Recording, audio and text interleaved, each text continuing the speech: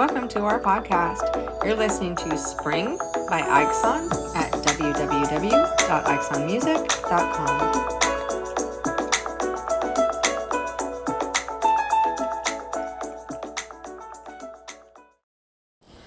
I really gave this some thought. You definitely want to be the ex that nigga hates. You want to be the ex that he talks trash about to every fucking body. You want to be that bitch.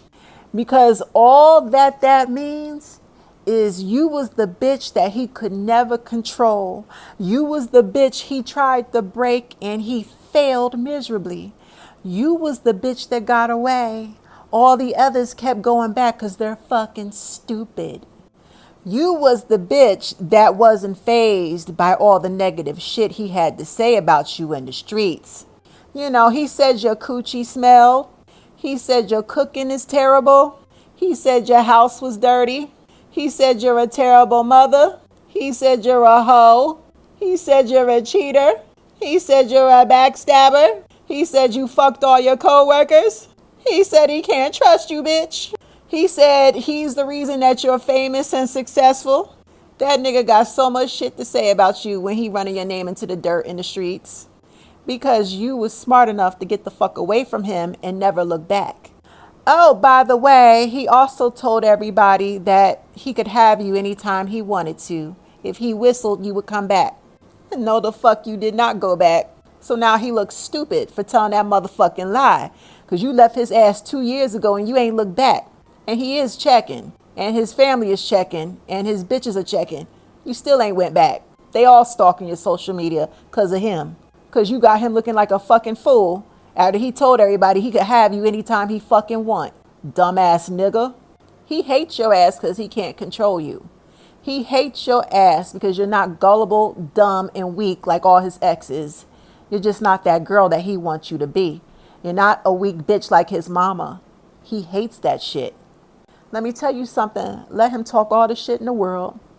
See, me personally, all my exes, bitch, I'll be sitting up laughing. I hope they tear my motherfucking name in the ground. Bitch, I don't care if the niggas call me crazy, psycho, bitter, yada, yada, yada, miserable. Bitch, I got the fuck out. I'm winning. I'm a household name. My name rings bells internationally.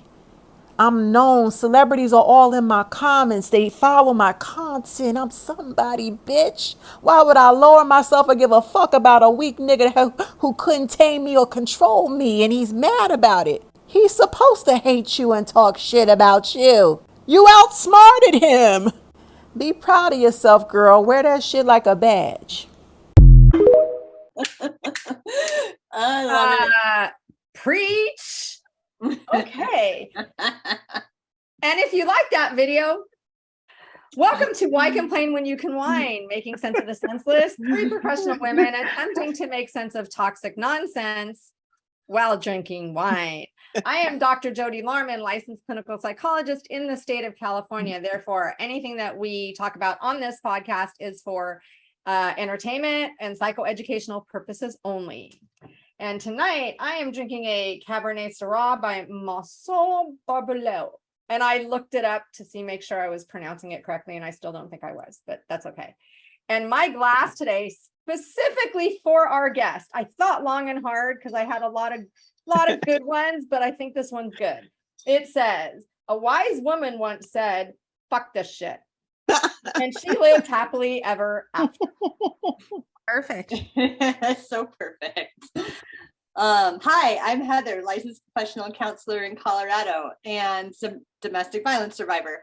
I'm not drinking wine again. I'm back on my margarita shit because I'm obsessed. It's just that time of year. So that's what I'm drinking again today. Is it my turn? Ashley. I gave a disclaimer. I've had 2 margaritas. I am Ashley Page, founder of Loving Single and the Hot Mess Society, domestic violence survivor and single mom. Tonight, don't listen. When I said I had 2 margaritas, this wasn't the 3/4 of the bottle that's missing from this fucking judgment. I didn't drink. This is the bottle I got at Sam's Club for $10, legitimately. It's a margarita wine cocktail. So I did stay with the theme and also with the margarita. And tonight I'm just drinking out of this pretty. I love that one. I love this That one. glass. It's so nice. It's dark. Mhm. And our special guest is Spiritual whistleblower. Hi, everybody. Hello. My name is Chanel Clark, known as the spiritual whistleblower. I'm a life coach and a victim advocate and an author, and definitely a DV survivor. And tonight I'm doing the college girl thing with a mixed concoction in my red cup. I've had an exhausting the last 48 hours, and I can't wait to tell Doc about it.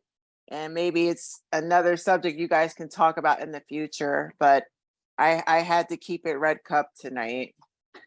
I was going to do a wine glass. I said, no, keep it in the red cup. So I fucking love the red cup. In fact, I was like, man, wouldn't that be cool if they had like a porcelain red cup yeah. Ooh, that you never Red had to Solo put cup. away?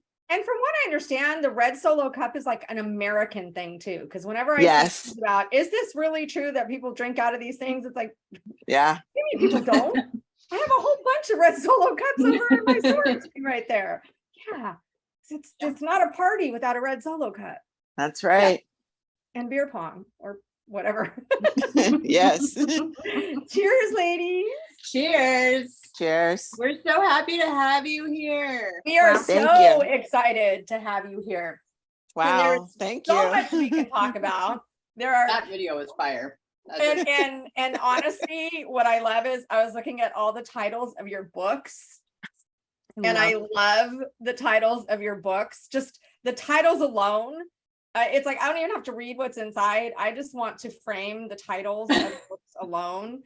And I can say them off unless you want to say some of them. No, the honor is go for it, Doc. No, this is great. You do it. Okay. It's I fine, actually, because I had the video, so please excuse me because I have to find those because I had that, but then I put these up. So let me find the, okay. Whoops. That's not the one. There it is. Go to Hell, Jezebel. Male Guide to Identifying a Female Narcissist. This, I think, though, is one of my favorite titles. I can't stand my mother and other messy bitches in my family.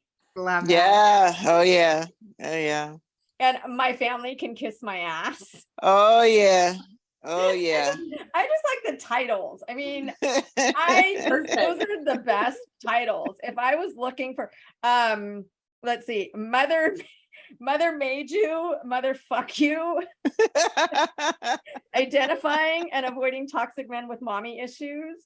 Yes. I need to get that book right now. I just love the names of the books. So tell us a little bit for everybody that doesn't know you, because you have a shit ton of followers. Why excuse me? We all cuss on TikTok. So let's hear a little bit from you about you.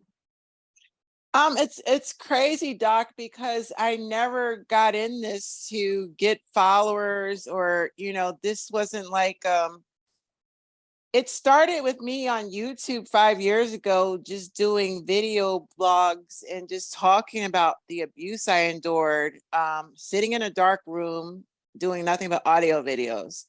And for some reason, people wanted to hear more. And I'm like, why? This is for me. I'm just documenting the things I've gone through. And my following just started growing because I guess I was just blunt and raw in my videos and people wanted to hear more and they liked the cursing. And I'm like, huh? Are you serious?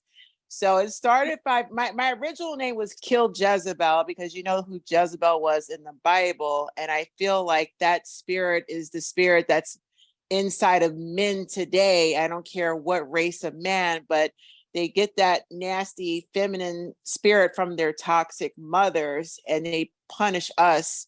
The amazing thing about TikTok, because I'm a Black woman and, Black women are getting hip to narc abuse and they're coming together in the community, but TikTok has like brought all races of women together and we're all comparing notes and sticking together. So my phone just started growing and then, the demand started growing and I said, okay, people like my realness. I feel like I can be me. I never got my whole life. I was bullied and laughed at, I'm a big girl, you're fat. My family picked at me and I was just always silenced. I never had a voice. So for once in my life, I could be me. And my audience accepted that and loved that. And the demand just grew. And here I am today. So I just talk about, I've been married to a narc. I've co-parented with a fucking psychopath. Survived that. Both of my parents are narcs. Both sides of my family are insane. I just can't even. I cut both sides of my family off 15 years ago. So I just basically talk about everything, including my toxicity, because there's no way you can be raised in that system and not pick up toxic shit. So we all have to clean our own messes up. So I'm just real with people. And that's how I got here today. And my following grew people like the realness and the cursing. I don't know. And my shit ends up on Celebrity, the one talk show, The Real.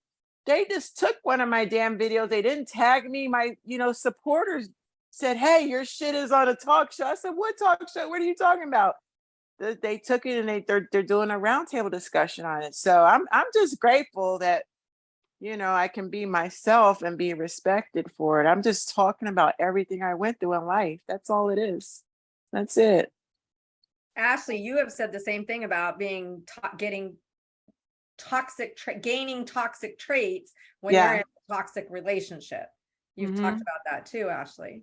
Yeah, it's the longer you, especially I know for me with domestic violence, I had to develop that as a coping skill and as a form of protection in order to survive the abuse. Mm-hmm. And then once we leave, then that's the behavior, at least in myself, that came out onto others because of the isolation and because I wasn't used to being around people all the time. Honestly, I was used to being around him, and then I was used to being locked inside closets or the house or my car. And so when he was gone, I all that toxic behavior came out. That's when you leave a relationship, when you grow up from a family or you leave a relationship, that's when you see the real damage that's been done, because you don't see it when you're in it. I mean, you see a little bit of it and it's toxic and you see what's going on. But when you leave that relationship, that's when it's like looking back and going, oh, fuck. Yeah. I didn't even recognize myself when it was over. I was like, who is this? And how the fuck did I go through that? Like, because if somebody would say to you, this is what you're going to go through in your life, you're going to be like, yeah, no, I'm not going to do that. And then you look back and go, holy fuck. Yeah. I did do that. Yeah. And so there's dealing with that as well. And that's why I think a lot of people do start to tell their story, partly because you're telling it to yourself. You're kind of saying, this is what I went through. So it is okay for me to process. It's the processing of it all. And it's very cathartic, but it's also like, I know with myself and hearing it and seeing it and going, okay, so I'm not an idiot. Right. I'm not stupid.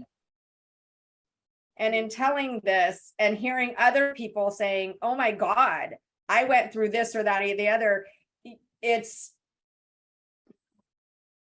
very cleansing, I would say, in a way. Yeah.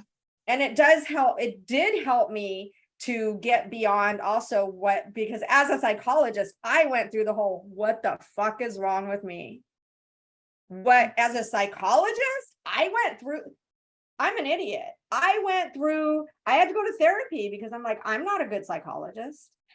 How I can also had No. imposter syndrome for about 6 months. I was like, how is a therapist getting wrapped up in this shit? And I work in criminal justice too. So my clients a lot of them have serious mental illness and have personality disorders and cluster B personality disorders. So I was like, how did I let this total sociopath snow me?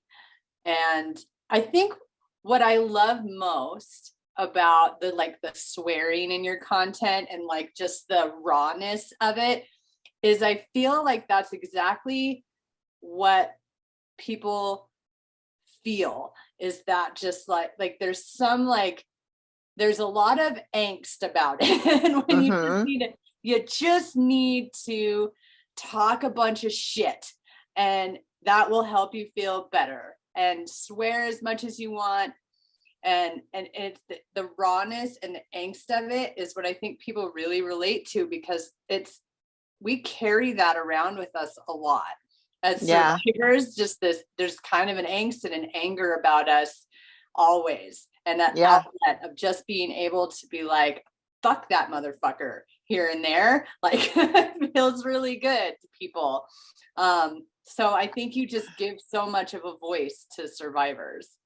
Well, that's the thing too. I think as a survivor, and I've had many people come up to me and say, I'm quiet and shy, but, listen to your videos. It's like you're speaking on my behalf because you say the shit that I really want to say to the narcissist. And I tell them too, I said, my entire life, I was that quiet, shy girl in the corner. I was constantly silenced and bullied and never could speak up for myself. And that shit built up over the years. And this is what you see today. It's just years and years of buildup of taking shit off of narcs.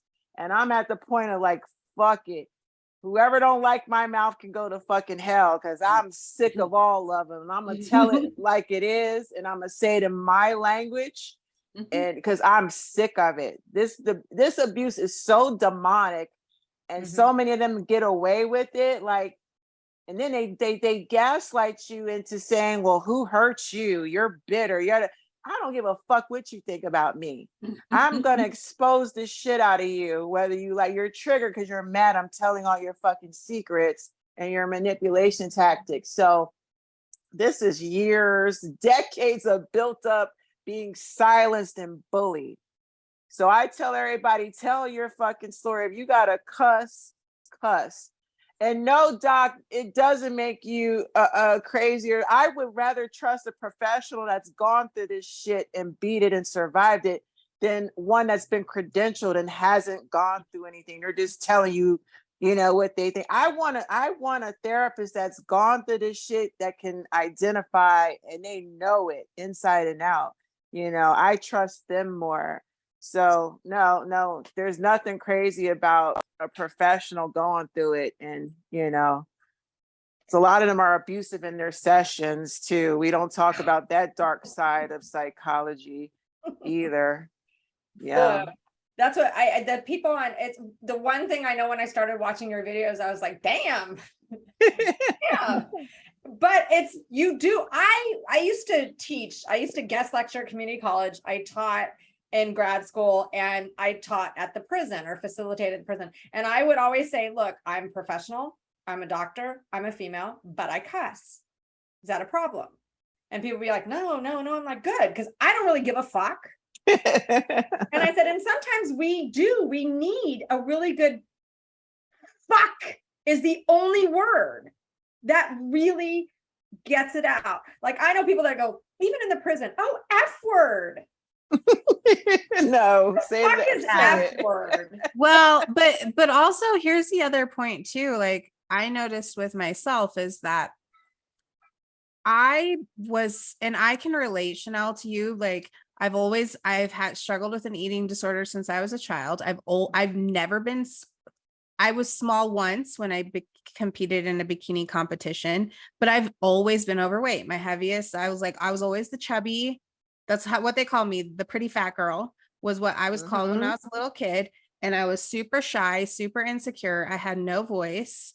I was molested. And then when after I went through the abuse, they silence you for so long that when you come out of the abuse, you have so many things that you've buried and so many thoughts and so many feelings and like so much emotion. And then what it's taken you to get out of the relationship. All the only words I have for that are 4-letter fucking words to express myself. And like it bubbles and oozes over. And I feel like too many people are trying to be like eloquent and like professional, especially like in creating content. And that's something I really feel like has garnered you as much attention and notoriety and like success as it has, because it's real. Like that's really what we're fucking feeling is fuck you, motherfucker, and like fuck you for saying this shit about me, and fuck you for treating me. It's either that or I'm going to jail because I'm gonna blow your head off. It's either I have to say it my way or else I'm gonna fucking hurt somebody. Yes. I'm going to black out, reactive abuse. I'm going to hurt somebody if I don't fucking vent the way that I want to vent. This is what's keeping me sane and out of trouble, my mouth. Amen to that. That's it. That's it. Same. When I see people on TikTok, the one thing I cannot stand are people that are like, why are you demonizing NPD? Oh, well, first off, you've never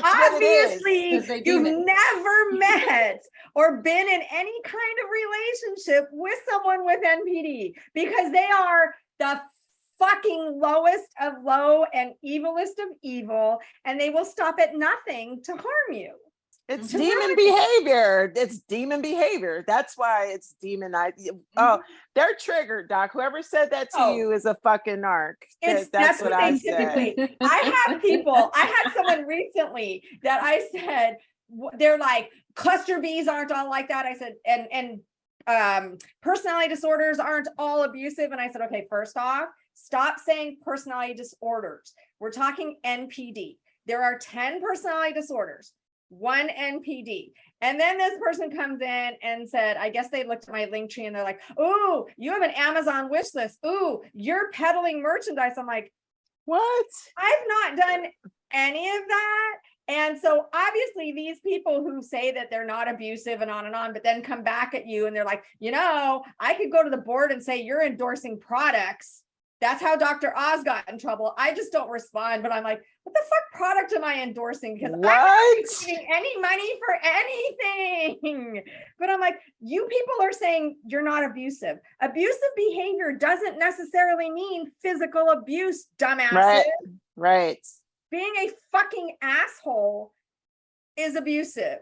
And I just have to say, because I know when this gets posted, it's not going to be this way probably, but in my screen, Heather, you're below Ashley and you just looked up and it was such a Brady Bunch moment. I expected Ashley to look down because it was like perfectly aligned. Having a little moment. Not going to show like that when it posts, but I was just like, damn, Brady Bunch flashbacks right there. I really thought Ashley was going to look down and that would have just been like perfect. Sorry, I get distracted. I don't feel like we're bitter though. Like the whole and you're bitter and you're mad. Like I get really that really jams my Glock because I don't feel like we're like bitter old ladies for swearing, being real, being angry sometimes. Who hurt you? Out there. Oh, it's projection. They're mad that we're exposing them, so they try to silence. And I said, "Oh, I'm a bitter bitch. You're damn right. I'm bitter. Now, what you gonna do to shut my mouth?" That's how I talk to them. I throw it right back in their face. And who hurt you? The motherfucking narcissist that I'm talking about. That's who hurt me, and that's why I'm talking about it. Stupid. Yeah. Yep. Exactly. I just don't feel bitter at all when I'm like, I don't know what that means, I guess. Like when they say that, I'm like, no, I'm smarter now and you're mad about it. That's all.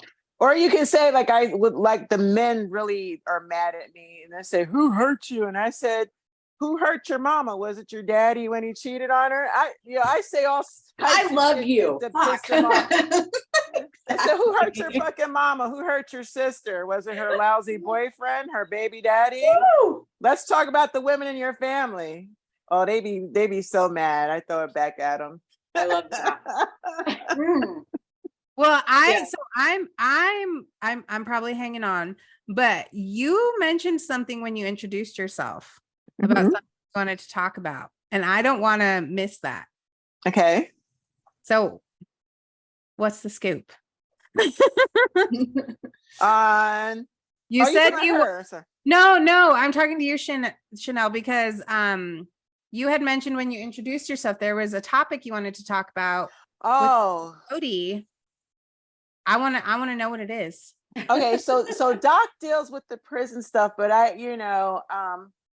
Doc's a mom and I'm a mom. Are you ladies mothers? I am not. I am.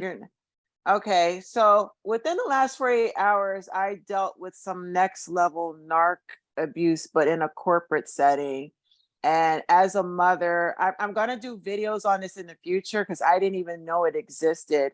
But I have a young adult. She's 22, but she's special. She has mental illness, and I had to put her in inpatient rehab in Florida. And she was there for 5 months, and I had to take an emergency. I'm sitting here tired because the last 48 hours have been taxing on me. I flew down there I had to go get her out, but I had to sneak and get her out because they call it patient brokering, where it's like human trafficking, but it's legalized. All the rehabs and sober living situations, they all work together to recycle young adults in these programs just to bleed out the parents' health insurance. It's the most sickest, disgusting, and some young adults end up overdosing and dying. They don't communicate with the parents back home. They drive away, they triangulate and try to break up the families, and then they step in and they groom the young adults to stay in Florida. And then they get back on drugs and they get back. It's like they recycle back into inpatient. So they tried to do that with my daughter. And I flew down there and I was at the police station. They put her in a halfway house without telling me the name and everything. Like, it was a nightmare. I had to hunt her down, threaten them. It's a long story, but I'm going to do a complete story time video. I want to warn parents about this. And I was going toe to toe with the CEO. He was a psychopath times 10. Like, he strung me along and stuff. He didn't want me to see my daughter or take her out of Florida because my health insurance was so excellent. They wanted to continue billing me for her services, but they stuck her in a halfway house. And they were going to make her pay $1,200 a month to stay in this halfway house that I didn't approve of, while billing her for outpatient therapy while she stayed in this halfway house. It's disgusting. So it's and this was all voluntary. This was all voluntary, right? Initially? Yeah. Did they take her to court to try to get conservator or try to get her involuntary? Because that's sometimes what they do too, is they'll go to court and they'll get them involuntary without them even knowing. They did Baker Act her back in January, and that was difficult. In Florida, they can put you in the psychiatric in the hospital, and I had a time with that. So it taught me many lessons. Like, I'm going to get my legal stuff together, power of attorney, legal guardianship, but I got to warn parents because even though you have a young adult and I've always been primary caretaker, of my baby, and she's all I have. It's just me and her always been. You as a parent, you think you're sending your kid off to a Florida, the weather's beautiful, they're in a different environment, everything. They sell it so good to you. Oh, bring your kid down here. It's going to be wonderful. We're going to do beach activities. Da, da, da, da, da. But it's they do the whole devalue, love bomb, devalue, all that. They groom your child and they kind of step in and do this pseudo parenting and divide the family up. And they constantly they're billing you for different things. They put my daughter on all these medications. I'm like, she's like on 7 meds. No, that's not right. She said my daughter said they put her on a lot of sleeping medication. She's never been on sleeping medication. They put her on birth control. They put her on this. They put her on that.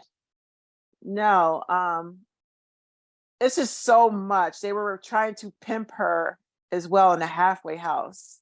And she said, Mommy, I was in there with felons. They told me they would give me my medicine every day. They didn't give me my medicine. They just want me to work. And so the people that run the sober living, they're ex-addicts and stuff. So they're still getting high. That's why they're pressuring her for money.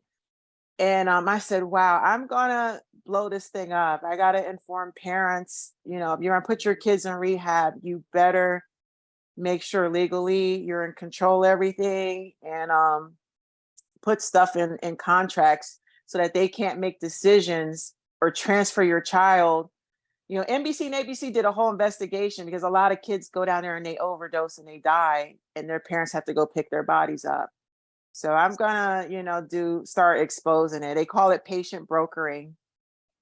Did they It's take really- her phone away and not allow her to They contact me? took her phone away. She said, Mom, they tried to get me to block you. Me and my daughter almost had a falling out because it's weird. It's like they triangulated me against her and her against me to keep us separated. And I'm like, wait a minute, do I have to cut her from my insurance because I don't want to, because I see now what's going on? And they're like, no, don't cut her insurance. I said, well, she can't stay down there. Well, she goes back home, she's gonna relapse. I said, she can relapse down there. What are you talking about? Why would you groom her to not want to come back home to me? So once I saw what was going on, I said, oh no, I've got to put this word out. So yeah, I knew the signs. The CEO, his whole staff. His name is Ben Brathman of the Sylvia Brathman Mental Health Facility in Fort Lauderdale. And the whole facility is private run, but the whole staff, he has everybody. They're his flying monkeys and they're doing his dirty work. And they recruit young people into the program and they just groom them. And the parents are long distance. They have no idea this is going on. It's sick. It's the sickest thing. It's like human trafficking. They just found a way to legalize it. And it's really hard because she's over 18. Right, So right. They can throw that where when you're over 18, the minute your 18th birthday, the minute you turn 18, you're no longer able to be their advocate unless you have a court order to do that. But you're no longer their advocate, but yet you're still responsible financially. They had my credit card on file and they was billing up my health insurance, something. See, yeah, my health insurance will pay for anything. Like I have the type, like it's really, really good. So they said down there, kids like her are referred to as liquid gold when they have good insurance policies. And it's the sickest thing I've ever seen. I said, oh no, I've got to expose this stuff. This is some dirty stuff. And they kept saying, well, she's an adult now. She chose the halfway house. I said, no, you guys manipulated her behind my back. My baby's very sweet, very gullible. She's a borderline. She has BPD too. And she has like she gets attached to people. She has that codependency thing that I'm constantly working with her to break. So she doesn't know any better. And she said, Mommy, they told me I need to focus on recovery. I'll be better off down here. I said, no, baby, they're manipulating you. So it was just a nightmare but I got her. I got a police escort and got her out the halfway house and flew her back.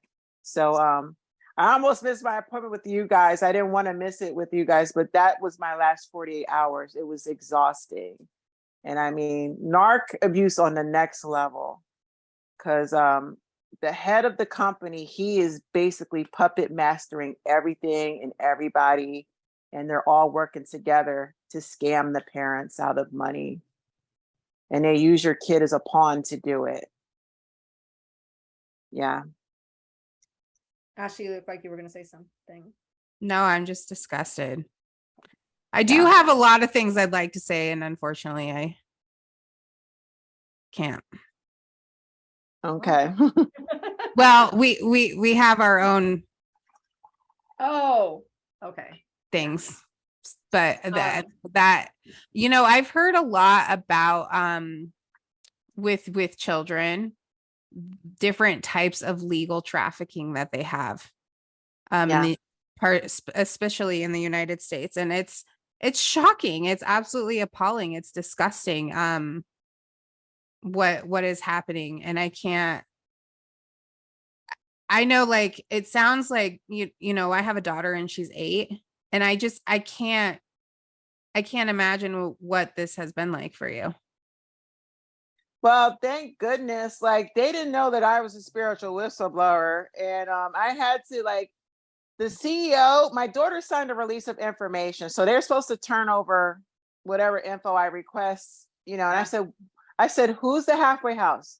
The halfway house is Roots to Recovery in Delray Beach. I said, what is the address? The CEO he deliberately gave me a false address. I went there and the police said there's no such address. And we can't tell you. So I had to go to social media and call on the help of my followers. I said, who lives in Delray? Tell me where this place is. And my followers came through. They produced the address like in 5 minutes. And I went there, and yeah, so I got a police escort, and they got my baby and her things out of there. And the manager of the sober house the halfway house where she was staying, they changed in front of her. They were like, give us our money. You owe us rent money. She was only there for a week. And she said, you guys told me I was here on scholarship for my first month. Now you're asking me for money? Yeah, they were so angry that she was leaving. They started, where's our money? We want our money. So I said, baby, you see their true colors. This is all about money. And she broke down and cried. So And you said they put her on 7 meds? She was on 7 meds. I'm going to give you the list, Doc, of what I got to go through all this, just to, like, we're just decompressing today. I'll give you a list. When she went in, she was doing the shot. The Abilify, I think, every other, and that was fine. And they called me, like, I'm like, why is she on these meds? What is she on? And she said, Mommy, they put me on anxiety, and then my period's messed up, so they put me on birth control, and they put me on sleep meds because my anxiety. And I said, no, sounds like they're drugging her up or something. I don't know. Something's off. As a mother, my intuition, was bothering me. So, I worked in an inpatient hospital for just 6 months. It was when I was getting my master's, and I hated it. There were 2 of us there. We were the only psychology people there. Otherwise, it was psychiatrists and doctors, and it was a psych hospital.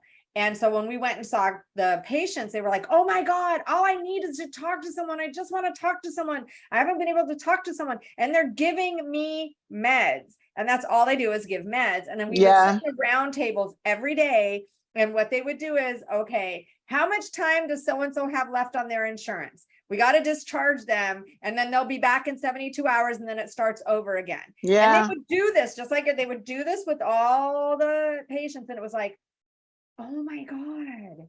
Yeah. That made me, like, never want to work in an inpatient. I did work in a skilled nursing facility, and they would add psych med on top of psych med, on top of psych med, on top of regular med, on top of psych med, until people were so psych med medication coma, pretty much a medication stupor. Yeah.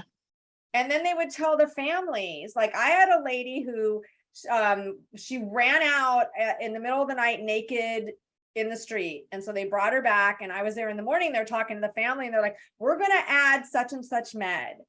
And I'm like, oh my God, I'm looking at her chart. And I called the family over when it was all done. I said, she's on like 8 meds now, because all they're doing is adding meds. Maybe talk to them and get those meds taken down so that she's not on so many meds, because that can be the problem. But what happens is they get you, the family, whether it is a minor or someone with mental illness that's of age, or a senior, and they get them so vulnerable. Yes. So that Yeah. even if they said to you, you know what, this really is the best thing for you. And you're like, okay, because you trust them, because they're Right. doctors, because they know better. And it's like, no, they fucking don't. Now, this is not everybody. This is not a blanket statement. There are some facilities that are great and wonderful and do wonderful things. But I have seen it way too many times being taken advantage of, especially with mental illness. Especially with mental illness. Yeah. Let's just give you a bunch of medication till you're in a stupor, that old Thorazine shuffle. And then say that we did this, or say that we told you that, or say that we promised you this. But really, we didn't. And then when the family, they triangulate, because then when the family tries to get involved, no. This is what's best. And she agreed, or he agreed. Yeah. And they don't know what they agreed to, because they're not idiots, but they're not of their right mind to make those decisions. And they're over 18, and they'll say, well, they're over 18 and this is what they chose, and you can't. So they play this game with the parents. So I got it now. I'm going to put the education out there. I just want to warn parents, because your kid can get it. They call it the South Florida Shuffle, and it's $1 billion business down there. And some kids don't make it back home. Like, there was a lady from South Dakota that lost her daughter. She had been passed around to 15 different centers before she overdosed.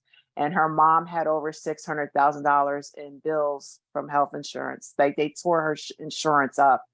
So I said, oh no, you're not going to do me like that. I went down there and got my daughter. I had to pop up on them and surprise them. So yeah. And you know, I think she's really lucky in this sense. This is not good on you, but good that you know, because you're like, oh, don't fucking gaslight me. Yeah. I have been gaslit. You're gaslighting the wrong person. If you get someone that's never been or has no idea, then they kind of go along with it. But it's like, oh no, motherfucker. No. I've been gaslit. I know what it looks like. Yeah. Don't do it. Yeah.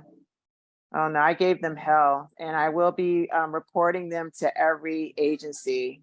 My daughter will too, because she has bipolar. You know, she was on SSI. They were getting ready to mess up her SSI. I said, if you stay down there and you start working, you know, that's going to tamper with all types of stuff here legally. So she realizes now, like, oh my God, mommy, I didn't see it. I see it now. So she's home. She's good. And it's scary, but they don't care. Your kid is just money. It's just money to them. That's all they care about. And she wasn't taken care of, you know.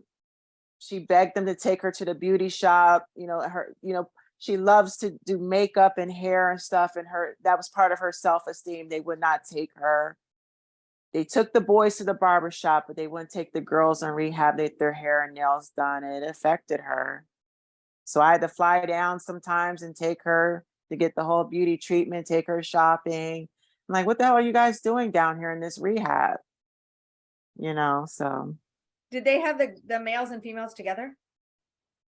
They separated them, but like when they took them out on activities and stuff, they blended. But no, the girls had the separate house, I believe. Yeah.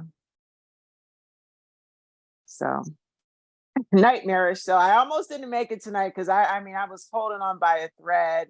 I wanted to dress up and get my wine bottle out, but I said, I'm holding on. You know, I'll probably do more of these with you guys in the future. And I was just gonna say, we are super, super glad and excited you're here, and you are welcome to come back.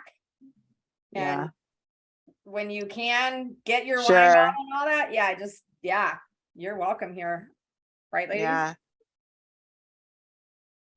Hell yeah. How many margaritas have you had now? I couldn't, my mouse pad wasn't pressing the unmute button, so I was like waiting to an unmute issue. Yeah, yeah. I've So, worked in community mental health for the last 10 years, and like access to mental health care has been an issue. And then the inpatient hospital system has always been its own kind of special animal to try and deal with. And I really, really hate that you had this experience and that she had this experience, because like Jody said, there are so many places out there that are actually doing good work and are helpful to people, and saving people's lives. And I just it just breaks my heart when I hear stories about systems that break down like that and are just totally corrupt and disgusting and make the mental health world look bad, because yeah, so many of us out here that want to do good work and help and actually help people, and not just over medicate and filter them through and recycle them through this like revolving door system. But I mean, we see it happen. Sometimes it's hard to avoid, even as staff, as people working in these systems, it's hard to avoid. And I just really, really, really feel for you on that. yeah. Your daughter. I'm so glad that she's home and that she's safe and that she's okay. And I hope that you. Oh, I turned up. You know, the narc basher in me came out. I was like, I'm gonna fuck one of you motherfuckers up. You got the right one, honey. Because I slay narcs in my sleep. Who the fuck I gotta beat up down here? So I was ready for war.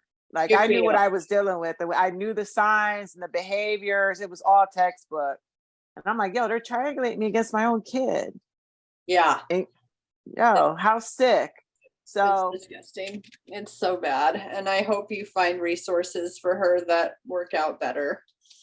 Oh yeah, she's back home, and you know, we're gonna do the IOP up here in I'm an EMDR now. You know, I wanted to try it and I really like it, and I'm working it really good. So I'm gonna put her in EMDR, and you know, if she needs to go back inpatient, she's gonna be up here. But this time, I'm gonna have the legal stuff really in place, so nobody can make no moves unless I approve anything. But I'm just gonna, you know, you got to go through this stuff to learn how it works. And I'm kind of grateful it did happen, because now I'm going to teach parents, because what I'm learning, like this generation of young people, the majority of them have all types of stuff. If it's not autism, it's ADHD, it's bipolar. Like this generation, you know, it's tough, man. You know, like all my daughter's friends have something, and their parents are struggling with it. So we you know, I'm just gonna, it's just another level of stuff to put out there, you know, of narc abuse and how manipulative and deceptive men. They put me on a call, you know, before I got my daughter. I was down there, I popped up down there, and we did like a 3 p.m. call. So I want to speak to my fucking daughter now. Get her on the phone now. I was talking to them like that. And it was 4 men. One of them was her therapist. I said, why does it take 4 goddamn men to go up against me? Why is 4 of y'all on the fucking phone call? I was cussing their asses out. And I told my daughter, I said, where are you at right now? Give me an address. Mom's gonna get you. And I met with her and I discharged her, but they had groomed her so bad on the call. She was like, Mom, they said I'm going to relapse if I go home, and I really need to stay here and work my program. I said, baby, you've been here 5 months. Rehab is temporary. It's a mindset. You can relapse anywhere, or you can work, you know, take what you learn and go home and start over. And IOP actually has a lot more success than inpatient programs do anyway. So yeah.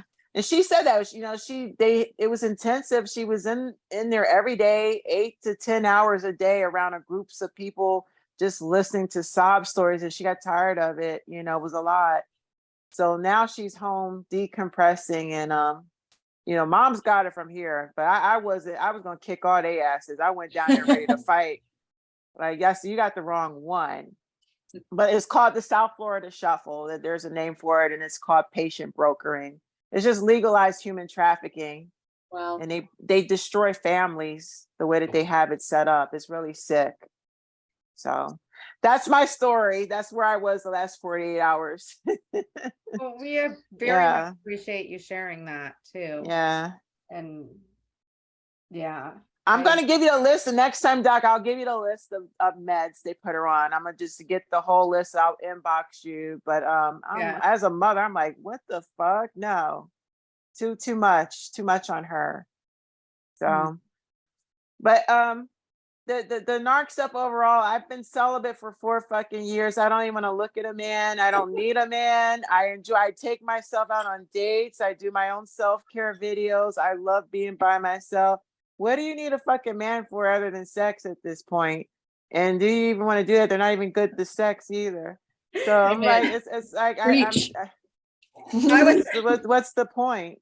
I was reading something today about people that retire. I was reading about cognitive ability in people that retire. I'm semi-retired. I'm medically retired from the prison, but I still do private practice. But they were saying that these are the things that can help stimulate your cognitive, from cognitive decline. And one of the things was regular sex. And I'm looking at it going, well, there was my cognitive abilities because so far, but they said, does it have to be with another person? No, that's what I was gonna say.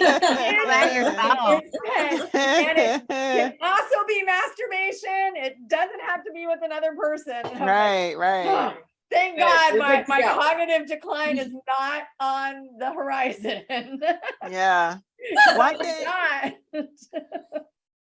thing that I like about Doc, that because I was scared to say this out for so long, and now I'm starting to see more people think like I do. I can't fucking stand these self-aware narcs. Hey, when she said it in one of her videos, I said, oh shit, I'm not the only one. I call bullshit. You're going to sit there like you care about the community. You're educating. No, you're getting narc supply from these people. You're manipulating your audience to stroke your own fucking ego. You don't give two shits. And you're probably profiting off of people too and their pain. Absolutely. I hate self-aware narcs. It's fucking toxic, delusional bullshit. And I get triggered. Why I don't watch them. I block them. We don't either. We had a whole podcast about them. Yeah, I hate that shit. With you on that. Because are you aware that 2 very popular self-aware narcissists are also self-diagnosed as narcissists? Well, is Sam Vaknin one? Because I don't listen to Sam Vaknin. And there's HG Tutor. There's Lee Hammock, who's full of fucking shit. Lee Hammock decided that he was NPD and then went to therapy and told them he was NPD. And now he's a self-aware NPD. He is the one, I think, that coined him and that other guy that you were telling me, Heather. What is his name? There's one other person that you said. Leon Walker. Ben. What the hell is his last name? I know who you're talking about, though. Mental healness, I think is. That's Lee. That's Lee. Okay, hold on. Raw. I'll look him up right now. Yeah. Raw Motivations? No. Yeah. Is it Raw Yeah. They both have the same backstory. Someone said they were narcissists, so they looked it up and said, oh, I'm a narcissist. I have NPD. So they went to therapy and became a self-aware NPD. No, motherfucker. You are not NPD. You are egocentric, full of yourself, narcissist in that way. You are an asshole is what you are. And you're utilizing You're gonna make money. You're utilizing NPD in order to justify your shitty, toxic, abusive, manipulative, cheating behavior. And so it's easier for you to fucking say, I have NPD, I'm a self-aware narcissist, than for me to say I'm a fucking asshole. Mm-hmm. And allegedly with Lee, I've heard several stories that he's abusive towards his wife. So that's developing as well. But I'm self-aware enough to know and to tell you guys that, look, my wife is right here and she's taking it. So all the things I'm telling you, they do work, while his wife is sitting there like, scared to talk. But that's the thing is they're like, I'm NPD. So what do you expect from me? That's what I'm saying. It's like, it's a fucking justification for them to Oh, it's mistreat it. frustrating to watch and listen to. I hate Oh, it. It yeah. boils my blood. Oh, you hit when you say getting triggered, that's like a fucking nerve. When I first heard of self-aware narcissism, I'm like, okay, the definition of self-aware is that you know what you are doing. And they're not even narcissists. True NPD aren't even capable of that kind of introspection. Right. Anyway. However, let's just say they were. Let's just throw Let's that pretend. out there. Let's live in Let's delusion pretend. land with them for a Yeah, minute. let's just pretend. But what you're basically saying is, I am very aware that I am a fucking piece of shit that's going to abuse you. So all I'm doing is announcing that I am aware that I am abusing you. Ugh. So I'm giving you fair warning Ugh. that I'm telling you that I know that I'm a fucking piece of shit. It's Now, like you say- diagnosed sociopath. Have you seen her? Yeah, sociopath, psychopath. That's what that is. And it diagnosed. Sociopath. Yes. Yeah. Her eyes, Like- and she does her eyes all crazy, and she's like, diagnosed. No. To me, whenever I see people on TikTok saying that they are NPD, first off, you're 15 years old. You're not NPD. There are so many teenagers, and it's like, no, you're not. Now, some of them said that they were diagnosed in a mental hospital. So I do know that psych hospitals, they don't spend time. They're not really accurate on their diagnoses, and they probably just say a fucking little teenage attitude, NPD, whatever. But That's horrible. they'll be like It's the 18 worst. or 19. You're the worst hospital if you're doing that. I see it all the time though now, but I hear these people that are like, I'm NPD. And on their bio, it'll be NPD, BPD, ASPD, Custer B. Because it's a trend. It's hip. Yeah. Well, It's not about the. No, and I even like when I think about it, like, so my ex has BPD and ASPD, so he's very dangerous. But here's the thing: if we know NPD, I just have to say this because I always come with the logic card. Got my straw. Any NPD, what is the most important thing they care about? Their image, their reputation, their presentation of themselves, of perfection, higher stature. So what NPD do you know that's going to come out to the world and say, I have a fucking weakness and it's NPD? None. Right. Fucking not a single one. I told my ex at the very end, I said, I always thought you were Asperger's. Still could be. But now I know that you're NPD. Full on textbook, meet all the criteria. And he goes, okay. So what does that mean? Yeah, they don't He care. didn't go, I'm going to get on social media and I'm going to say I'm NPD. It was like, I don't give a fuck. It's either that or they're like, no, you are. You're the Right. Well, then, Nothing yeah, wrong then they with me turn and around and my say you're the one behavior. that's crazy, you're the narcissist. But if you tell them they're NPD, they're like, and No, because nothing is their fault. So why would they get up there on a stage, on a and podium announce it. and No. announce that what they're doing is fucking wrong when their only recourse is to be like, it's your fucking fault. You did this. Mhm. Like, I abuse you They're because not celebrating their NPD. yeah. And I don't know anyone. Uh-oh, somebody froze. Was it me? Probably.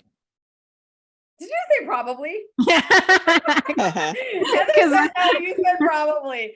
I have never met someone with NPD that said, hi, I'm so-and-so, I'm NPD. Never. Not a one. Mm. But yet on TikTok, everybody says I'm NPD. It's like, that's not a flex. If you truly knew NPD, it's not a flex. to say you're NPD. Oh, Doc, there's another guy that's cringy. He's a black guy. His name is Leon Walker. He has a YouTube and a tick. I blocked him because he was stalking me. I don't want that on my page. Don't stalk me, sir. But he has he's handsome, but his audience is women. And he says, I'm a narcissist and I used to do these things until I changed my life around and I went to therapy. No, he loves the attention of the female audience. I can't sit there and watch him for shit. It's cringy. It's so cringe. Like, you're full of shit, sir. Yep. Full of shit, telling women what they want to hear. This is why we do what we do. And I used to be like that. And no, you still are. You're still a fucking manipulator. Mm-hmm. That's the thing, is they're not NPD, but they're manipulative. Yeah. And they're egocentric. And again, I don't know anyone that you've ever met that has introduced themselves as, "Hi, I'm Cluster B." No. But yet on TikTok, that's the flex.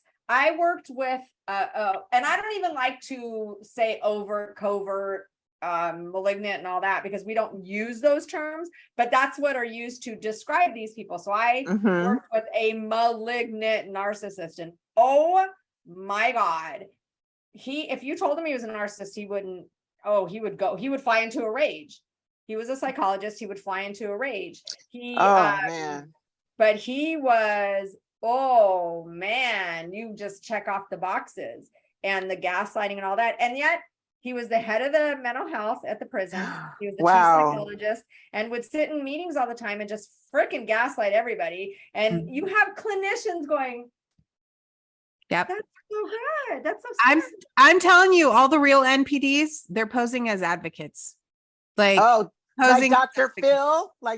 Phil, who I can't fucking stand. Like, he gaslights the shit out of his guests. I'm like, Phil. I hate him. I can't Not stand even him. licensed in the state of California. He shouldn't be doing what he's doing.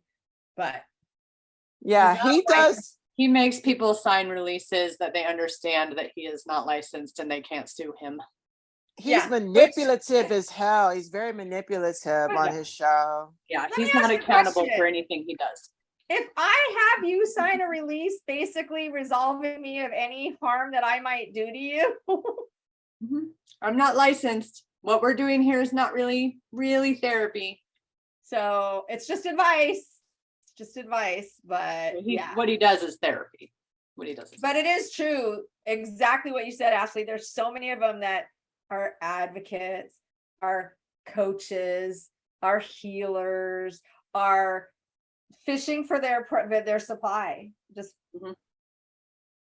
just reeling it all in. Social media is the best place for cluster B. Histrionic, the look at me. Social media is fantastic. And reality TV. Oh yeah. Oh yeah. And NPD, the supply is right there for everyone. And how better a way to get supply than to say, look, I know what you're going through. You know what? I've even been there myself. I've done it to people. I've done it, and this is why I did it. So now I can tell you not to let anyone else do it to you, except for me. I'm still going to do it to you as your supply right here. Manipulation on next level. I can't listen to it. I can't. But that's why we're so grateful for you and for other people on TikTok that are just real humans that are relatable, that just tell it how it is, that aren't trying to like get stuff from anybody. They're not looking for fame or clout or personal gain. They're just there to have community and have their voice heard. You know, that's why we love you. Thank you. And just adding on to that, because I know a lot of these people like Lee Hammock, the one that you just told me, Leon, whatever, the other guy, and I know a few more NPD cluster Bs that have very big followings. Richard Brannon. Yeah, huge followings. And I don't. So mine doesn't get around, but you do. And so I like that because you can. And so, and Ashley as well are reaching a lot of people to say, this is like real life. This is not scripted. I am an NPD. Let me tell you, I'm self-aware. These are what these fuckers do. That's right. Do this. And I wish that social media didn't promote them as much as they do. But it's funny. People are fascinated by them. But then again, think about when we first met our toxic person. We loved them too. We followed them too. And the pick me women, the female narcs they'll always support these self-aware male narcs. So they're always going to have an audience of pick me women, you know? And like I did a self-aware video a long time ago and I didn't mention any names, but I got so much hate and a lot of people saying, he's helped me. He has helped me. How dare you? And I said, for one, I didn't say anybody's name. And two, how did he help you? Are you still in your relationship? Yes, but now I know. Oh, okay. That's help. That's help. Now I know I'm being abused and I know that that's gaslighting. That's mind fucking. So I know, so I'm educated. But yes, the pick-me's that stay, the flying monkeys that will always do their bidding for whatever fucked up reason, they will always be there. And no matter what you do, what you say, the receipts can be there exponentially and they will refuse to see them. Doc, we could do a whole because I got an audience of women that have dated nothing but ex-convicts. Like, Doc, like these women need to know what the fuck goes down. Like, dude is laid up with his girlfriend and he kisses his wife on the lips when she comes visit. Like, women need to know what goes on in prison. And like, we could do a live off that by itself because women are gullible. Like, no, I dated an ex-con one time. I'll never. And that's only because he was a childhood friend and my brother grew up with him and we grew up in the same neighborhood. I do not fuck with men from jail. No. Heather, the whole episode on my ex. me and Ashley's exes are ex-cons. Well, I mean, both Heather and my exes were incarcerated during the same time. They both got released last year. Oh, so then. My ex is in Puerto Rico, like a runaway fugitive, wanted in several fucking states, and mine just got arrested on one of his warrants. I know that so well. My ex was law enforcement, so my ex is on the other side, which is even worse. There's a fine line there, Joni. That's fine even line. worse. In CDCR, the inmates were blue and the officers were green. And someone said to me after I had already left my ex, they're like, well, he's just an officer in the wrong uniform. He's just an he's just an inmate in green. That's all. And I'm like, why did you people not tell me this beforehand? They thought you knew. Yeah, they did. They did, sadly, because that's what people said to me. They think we all know. And we're like, hello. Like, do you really think I would have stayed for 10 years if I knew? But boy, oh boy, I would tell my inmates though. I'm not telling my inmates. I would talk to my inmates about just because these women think they're in prison, so they're not going to be cheated on. Odds are, if they've got a cellie, they're already being cheated on. I hate to say that. I've been working in criminal justice for a decade. I know exactly what goes on. My dad was friends with Suge Knight when Suge Knight was in prison. Suge Knight would have his girlfriend come on one day and his wife come on the other day. Every weekend, never the two should meet. One was one day and the other was the other day. And it was a totally different demeanor between like a Saturday and a Sunday. And it was like, know, whether they know or don't know, you can't be that stupid. Yeah. you just can't. But I know so many women that are like, but he's not going to cheat on me. Oh, honey, he did. Yeah, okay. He did. Well, I mean, yeah, we should have a whole fucking podcast on that, because then we can bust open the fact that why is it cheating when a man talks to another woman when he's not incarcerated, and all of a sudden it's him, for lack of a better phrase, getting his dick wet when he's in prison. Like, I still know, like, how do we pathologize this shit as women? Like, Yeah. Well, he's in survival mode, in and out. So he's got to get laid in there, and he gets laid when he comes out. mhm. I will tell you, you guys probably don't want to hear this, so I'm sorry. I want to hear it. I do. Okay. Let's go. It's not the best. I It's kind of very, very, you're going to want to shower after this, but there were 2 inmates that I knew of that the visiting, they would have conjugal visits or family visits. So if you're married, you get a weekend visit, or your family can come for the weekend.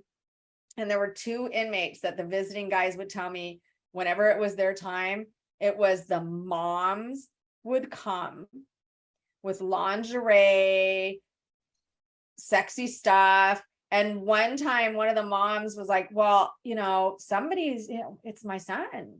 And he's in a male prison. So somebody's got to.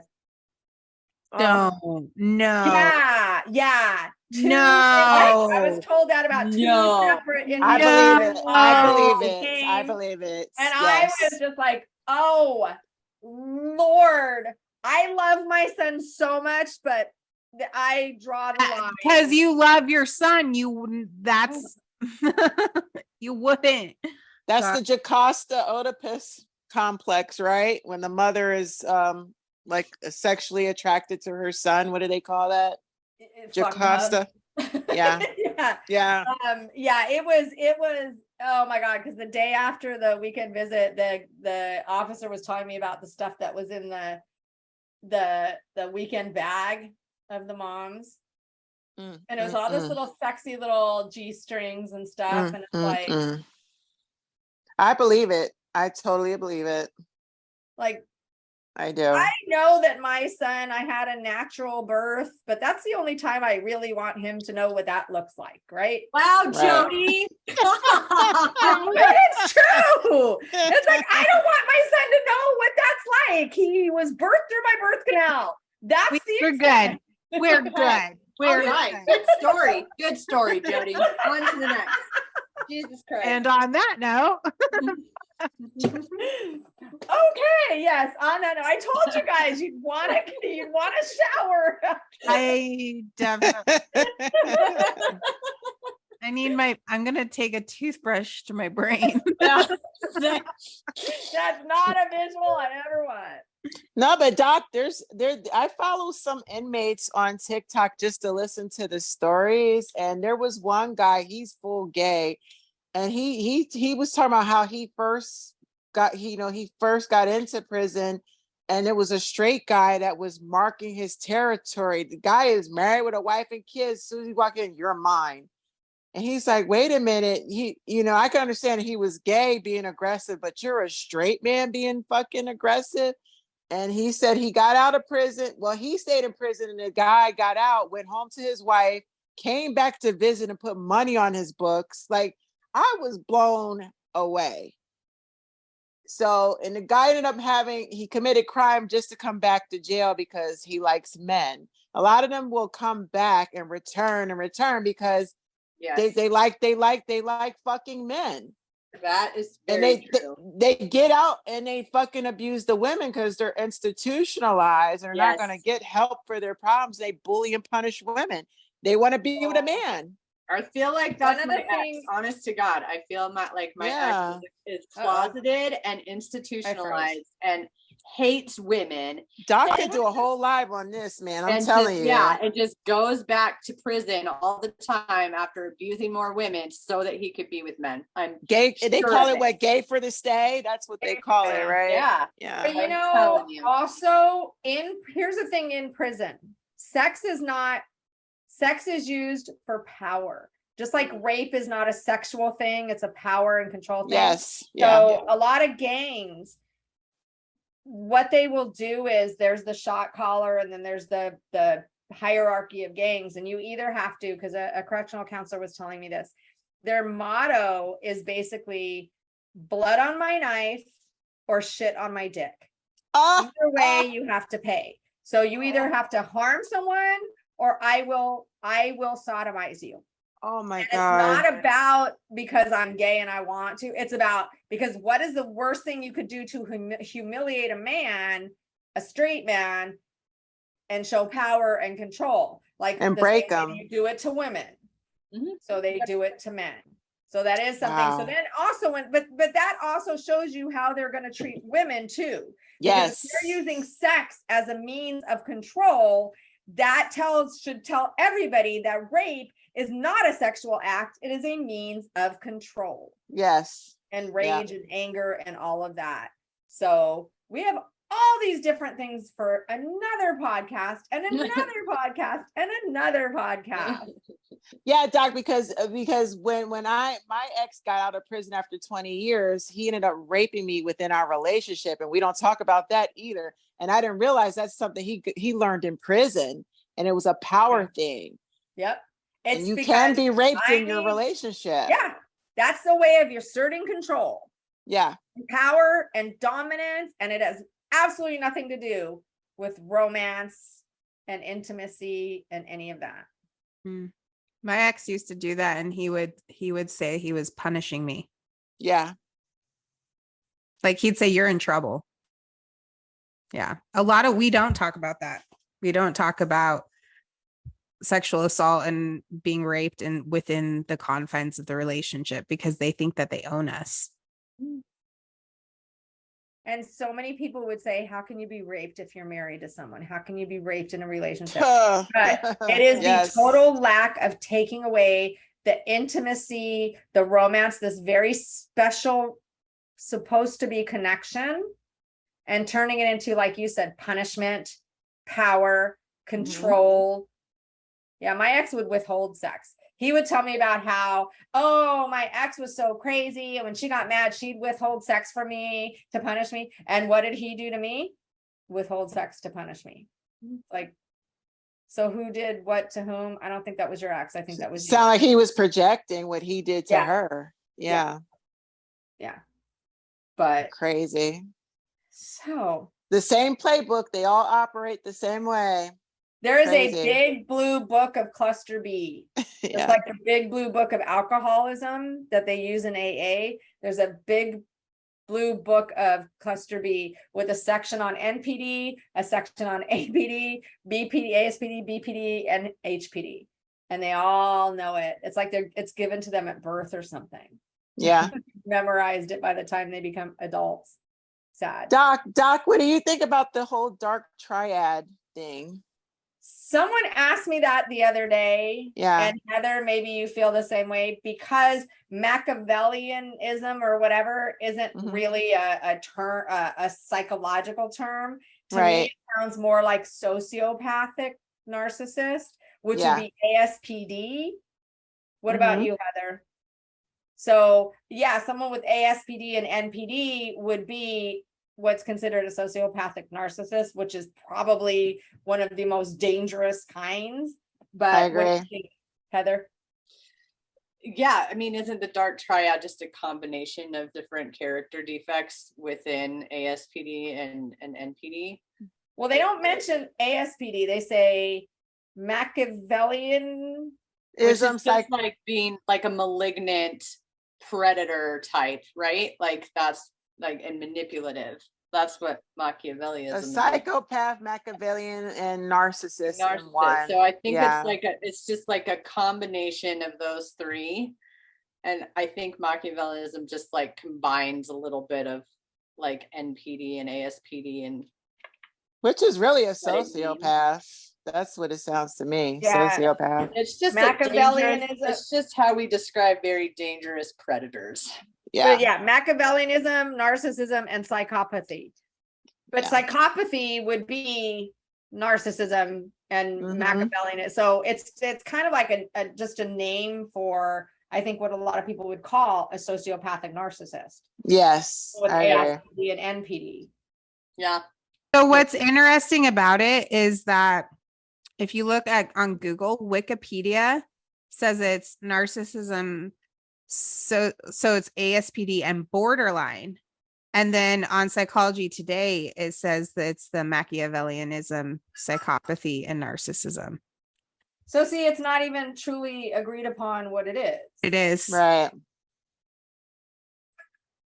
Here's the thing, and I think we're gonna have to wrap it up in a minute. So I want to kind of end on Okay. this.